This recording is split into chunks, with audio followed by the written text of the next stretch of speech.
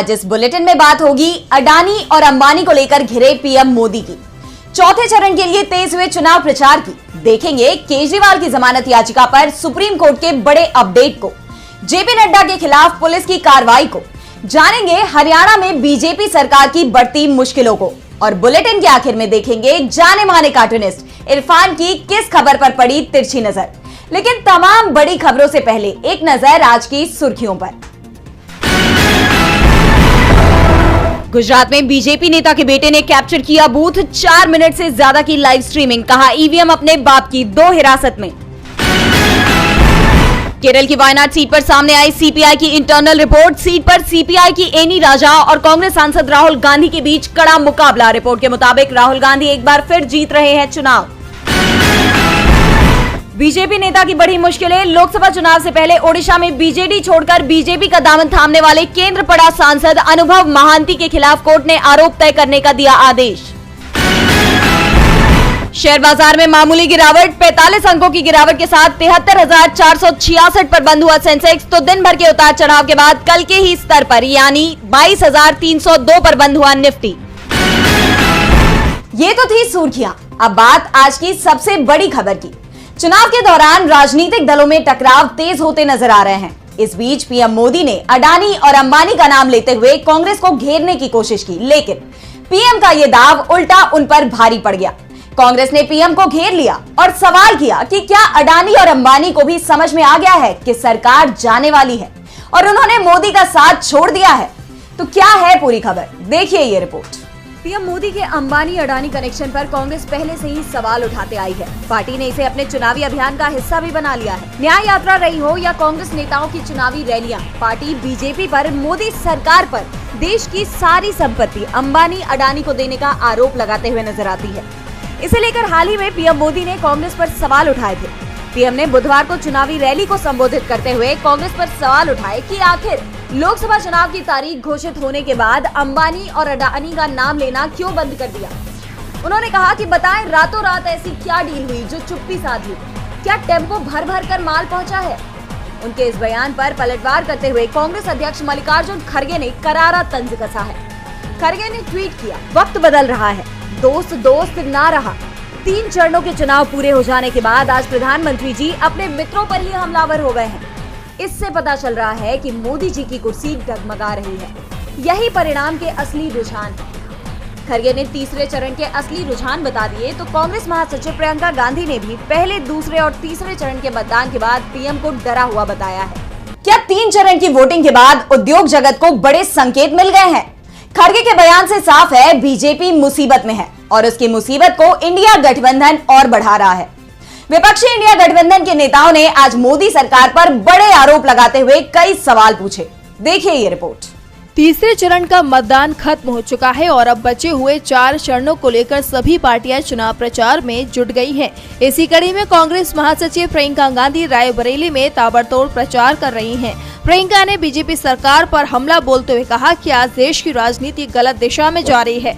राहुल गांधी को हराने के लिए बीजेपी ने अपनी पूरी ताकत लगा दी, लेकिन मेरे भाई पीछे नहीं हटे। वे लोगों को न्याय दिलाने के लिए डटे रहे। उन्होंने आपको सुनने और आपकी समस्याओं को समझने के लिए भारत जोड़ो यात्रा और भारत जोड़ो न्याय यात्रा निकाली। इस यात्रा का उद्देश्य लोगों को याद दिलाना था कि आज देश में राजनीति की जो दिशा है वह गलत है। तो वहीं समाजवादी पार्टी के प्रमुख अखिलेश यादव ने शाहजहांपुर में कहा, बीजेपी का सीधा मुकाबला समाजवादी पार्टी से है। मैं बहुजन समाज के लोगों से अपील करना चाहूंगा कि बाबा साहेब के संविधान आरक्षण को बचाने के लिए समाजवादियों की मदद करें। इसी के साथ हरदोई में अखिलेश ने वैक्सीन का मुद्दा उठाते हुए बीजेपी को घेरते हुए कहा कि ये बीजेपी वाले जबरदस्ती वैक्सीन लगवा रहे थे। ये हमारे प्रशासन के लोग हैं, पुलिस वालों को जबरदस्ती लगा दिया गया। जब ये सर्टिफिकेट देखेंगे तो ये बीजेपी के खिलाफ वोट करेंगे। वहीं पीएम मोदी ने आज तेलंगाना के करीमनगर और वारंगल में जनसभा को संबोधित किया। इस दौरान पीएम ने कांग्रेस सांसद राहुल गांधी पर हमला बोलते हुए कहा कि शहजादे के एक अंकल अमेरिका में रहते हैं जो नस्लीय बयान देते हैं। विपक्ष मोदी सरकार को घेर रहा है और बीजेपी की मुसीबत आने वाले समय में और बढ़ने वाली है, क्योंकि चुनाव के बीच अब दिल्ली के सीएम अरविंद केजरीवाल की भी एंट्री होती दिखाई दे रही है। सुप्रीम कोर्ट से केजरीवाल की जमानत को लेकर बड़ी खबर आ रही है। तो क्या है मामला, देखिए ये रिपोर्ट। मुख्यमंत्री अरविंद केजरीवाल की गिरफ्तारी पर सियासत थमने का नाम नहीं ले रही है। आम आदमी पार्टी शुरुआत से ही मुख्यमंत्री की गिरफ्तारी को राजनीतिक साजिश बताती आई है और इसका विरोध कर रही है और अब मामले में केजरीवाल ने सुप्रीम कोर्ट का रुख किया है। मंगलवार को केजरीवाल की जमानत याचिका पर सुनवाई हुई। करीब 2 घंटे तक दोनों पक्षों में तीखी बहस चली, लेकिन कोर्ट ने फैसला नहीं सुनाया और अब फैसले की घड़ी भी आ गई है। कोर्ट 10 मई को मामले में फैसला सुना सकता है। सुप्रीम कोर्ट ने कहा कि हम शुक्रवार को अरविंद केजरीवाल की जमानत पर अंतरिम आदेश पारित कर सकते हैं। बीते दिन सुनवाई के दौरान जस्टिस संजीव खन्ना और जस्टिस दीपांकर दत्ता ने अहम टिप्पणी करते हुए कहा था कि केजरीवाल दिल्ली के चुने हुए मुख्यमंत्री हैं, कोई अदातन अपराधी नहीं है। ये एक अभूतपूर्व परिस्थिति है। लोकसभा चुनाव जारी है। अगर चुनाव नहीं चल रहे होते तो अंतरिम जमानत पर सवाल नहीं उठता। चुनाव 5 साल में सिर्फ एक बार होते हैं। साथ ही कोर्ट ने केजरीवाल के सामने जमानत देने पर सीएम के रूप में किसी भी फाइल पर साइन नहीं करने की शर्त रखी, जिस पर केजरीवाल के वकील अभिषेक मनु सिंघवी ने ये कहकर स्वीकार कर लिया कि अगर राज्यपाल बिना हस्ताक्षर के फाइल को लेकर कोई बाधा खड़ा नहीं करते हैं तो हमें कोई दिक्कत नहीं है। हम आपकी शर्त मानने को तैयार हैं। लेकिन ईडी ने अपना पक्ष रखने के लिए और भी वक्त की मांग कर दी, जिसके बाद कोर्ट ने कोई फैसला सुनाए बगैर ही सुनवाई को स्थगित कर दिया। देखा जाए तो अरविंद केजरीवाल को जमानत मिलने के पूरे आसार नजर आ रहे हैं, लेकिन अब सबकी निगाहें कोर्ट पर टिकी हुई हैं। आखिर क्या होगा कोर्ट का फैसला? आपको बता दें कि केजरीवाल की न्यायिक हिरासत 20 मई तक बढ़ा दी गई है। केजरीवाल को जमानत मिलेगी, जिसकी सबसे ज्यादा उम्मीद दिख रही है, तो ये बीजेपी के लिए बेहद बुरी खबर होने वाली है। वैसे बीजेपी के लिए आने वाला समय मुश्किल भरा दिखाई दे रहा है। इसकी शुरुआत भी हो गई है। बीजेपी के राष्ट्रीय अध्यक्ष जेपी नड्डा को पुलिस का समन आ गया है। तो क्या है मामला, देखिए ये रिपोर्ट। कर्नाटक पुलिस ने बीजेपी अध्यक्ष जेपी नड्डा को समन भेजा है। नड्डा को 7 दिनों के अंदर पुलिस के सामने पेश होने के लिए कहा गया है। बीजेपी अध्यक्ष के खिलाफ कांग्रेस की शिकायत पर एफआईआर दर्ज की गई थी। नड्डा के साथ बीजेपी आईटी सेल के प्रमुख अमित मालवीय और कर्नाटक बीजेपी अध्यक्ष बीवाई विजयेंद्र के खिलाफ भी मामला दर्ज किया गया था। दरअसल कांग्रेस का आरोप है कि बीजेपी ने सोशल मीडिया पोस्ट के जरिए SC/ST समुदाय के लोगों को डराने की कोशिश की है, जिससे वे एक खास कैंडिडेट के लिए वोट ना करें। इसके बाद चुनाव आयोग ने सोशल मीडिया X से इसे हटाने के आदेश दिए थे। जिस पोस्ट को लेकर बवाल मचा है, उसमें कांग्रेस को अनुसूचित जाति, अनुसूचित जनजाति और अन्य पिछड़ा वर्ग की कीमत पर आरक्षण के लिए मुसलमानों का पक्ष लेते हुए दिखाया गया है। ये आरोप प्रधानमंत्री नरेंद्र मोदी सहित बीजेपी के दूसरे दिग्गज नेता भी लगा रहे हैं। कर्नाटक के मुख्य निर्वाचन अधिकारी ने राज्य बीजेपी को ये पोस्ट हटाने के लिए कहा था और जब ऐसा नहीं हुआ तो चुनाव आयोग ने इसे हटाने के लिए X को नोटिस भेज दिया। पोस्ट को लेकर बेंगलुरु के हाई ग्राउंड्स पुलिस स्टेशन में कांग्रेस ने एफआईआर दर्ज कराई थी और अब पुलिस ने बीजेपी अध्यक्ष जेपी नड्डा और बीजेपी आईटी सेल के प्रमुख अमित मालवीय को समन भेजा है। साफ है, कांग्रेस के खिलाफ पोस्ट कर बीजेपी की मुसीबत बढ़ गई है। बीजेपी अध्यक्ष जेपी नड्डा मुसीबत में है, तो मुसीबत में इस समय हरियाणा की बीजेपी सरकार भी दिखाई दे रही है।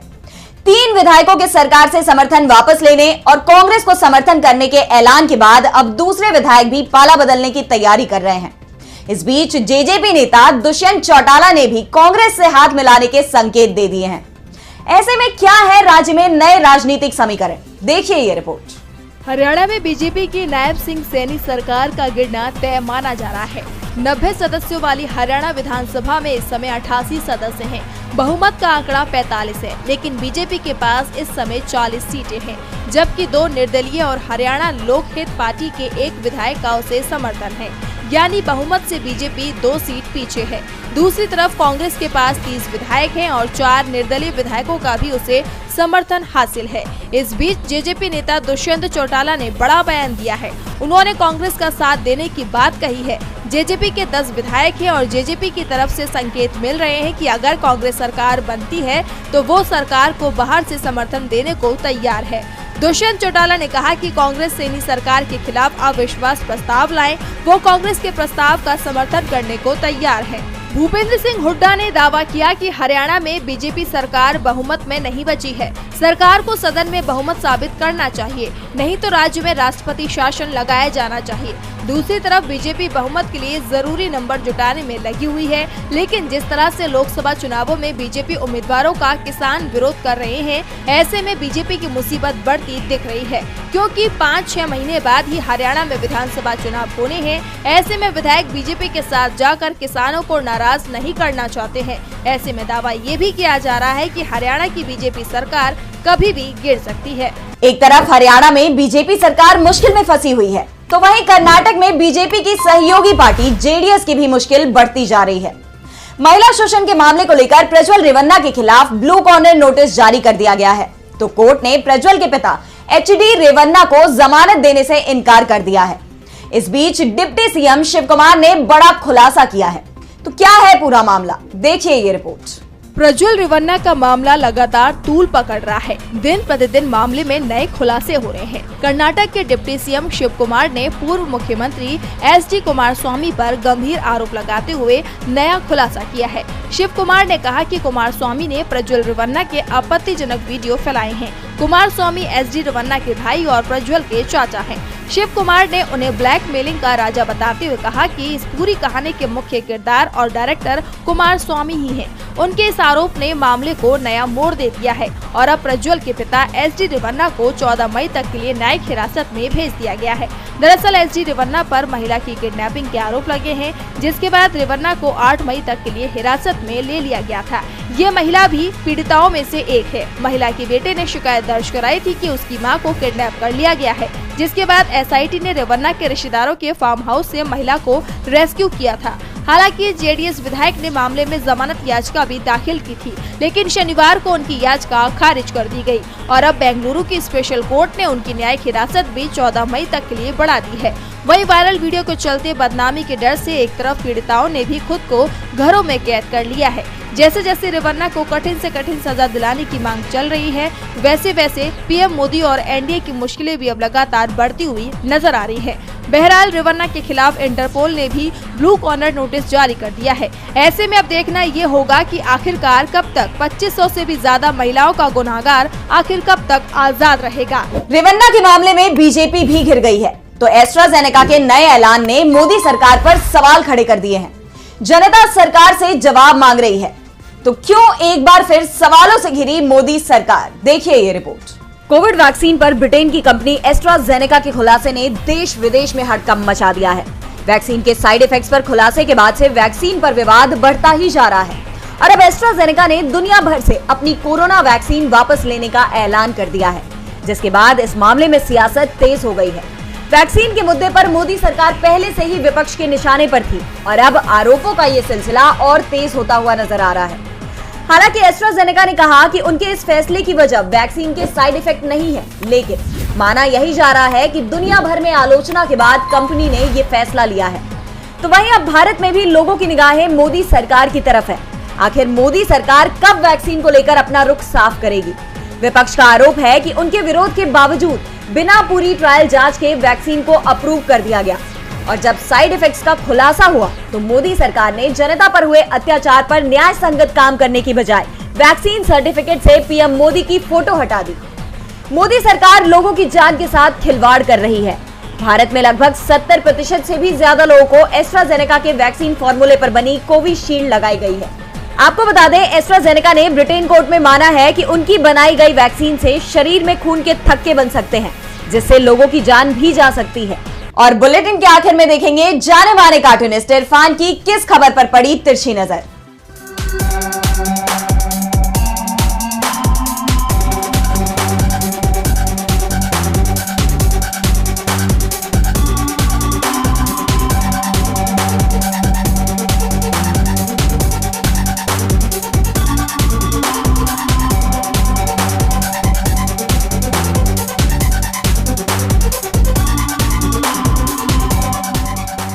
बसपा प्रमुख मायावती का भतीजा आकाश अचानक ही मोहब्बत के बाजार में कहीं गुम हो गया है।